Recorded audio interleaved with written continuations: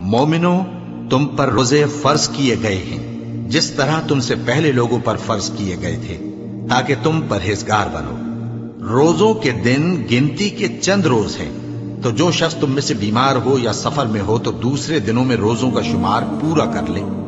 اور جو لوگ روزہ رکھنے کی طاقت رکھیں لیکن رکھیں نہیں، وہ روزے کے بدلے محتاج کو کھانا کھلا دیں۔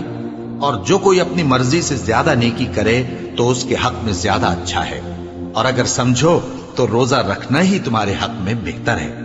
روزوں کا مہینہ رمضان کا مہینہ ہے، جس میں قرآن اول نازل ہوا، جو لوگوں کا رہنما ہے اور جس میں ہدایت کی کھلی نشانیاں ہیں اور جو حق و باطل کو الگ الگ کرنے والا ہے۔ تو جو کوئی تم میں سے اس مہینے میں موجود ہو چاہیے کہ پورے مہینے کے روزے رکھے، اور جو بیمار ہو یا سفر میں ہو تو دوسرے دنوں میں روزے رکھ کر ان کا شمار پورا کر لے۔ اللہ تمہارے حق میں آسانی چاہتا ہے اور سختی نہیں چاہتا، اور یہ آسانی کا حکم اس لیے دیا گیا ہے کہ تم روزوں کا شمار پورا کر لو، اور اس احسان کے بدلے کہ اللہ نے تم کو ہدایت بخشی ہے، تم اس کو بزرگی سے یاد کرو اور اس کا شکر کرو۔ اور اے پیغمبر، جب تم سے میرے بندے میرے بارے میں دریافت کریں تو انہیں معلوم ہو کہ میں تو تمہارے پاس ہی ہوں۔ جب کوئی پکارنے والا مجھے پکارتا ہے تو میں اس کی دعا قبول کرتا ہوں۔ تو ان کو چاہیے کہ میرے حکموں کو مانیں اور مجھ پر ایمان رکھیں تاکہ نیک رستہ پائیں۔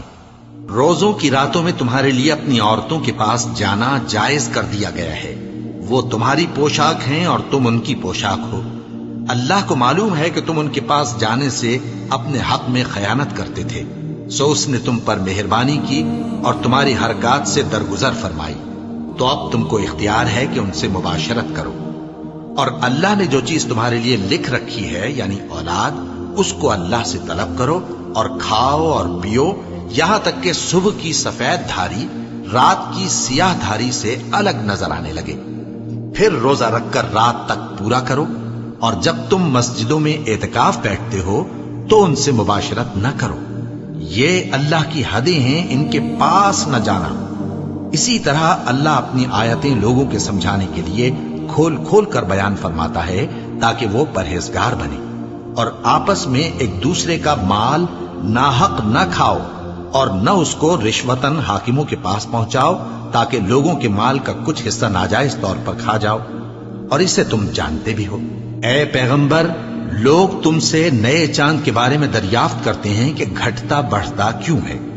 کہہ دو کہ وہ لوگوں کے کاموں کی میعادیں اور حج کے وقت معلوم ہونے کا ذریعہ ہے، اور نیکی اس بات میں نہیں کہ احرام کی حالت میں گھروں میں ان کے پچھواڑے کی طرف سے آؤ، بلکہ نیکوکار وہ ہے جو پرہیزگار ہو، اور گھروں میں ان کے دروازوں سے آیا کرو، اور اللہ سے ڈرتے رہو تاکہ کامیاب ہو جاؤ۔ اور جو لوگ تم سے لڑتے ہیں تم بھی اللہ کی راہ میں ان سے لڑو، مگر زیادتی نہ کرنا، کہ اللہ زیادتی کرنے والوں کو دوست نہیں رکھتا۔ اور ان کو جہاں پاؤ قتل کر دو، اور جہاں سے انہوں نے تم کو نکالا ہے یعنی مکے سے، وہاں سے تم بھی ان کو نکال دو۔ اور دین سے گمراہ کرنے کا فساد قتل و خونریزی سے کہیں بڑھ کر ہے۔ اور جب تک وہ تم سے مسجد حرام یعنی خانہ کعبہ کے پاس نہ لڑیں، تم بھی وہاں ان سے نہ لڑنا۔ ہاں، اگر وہ تم سے لڑیں تو تم ان کو قتل کر ڈالو، کافروں کی یہی سزا ہے۔ پھر اگر وہ باز آ جائیں تو اللہ بخشنے والا ہے، رحم کرنے والا ہے۔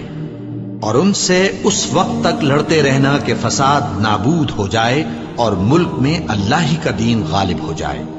پھر اگر وہ فساد سے باز آ جائیں تو ظالموں کے سوا کسی پر زیادتی نہیں کرنی چاہیے۔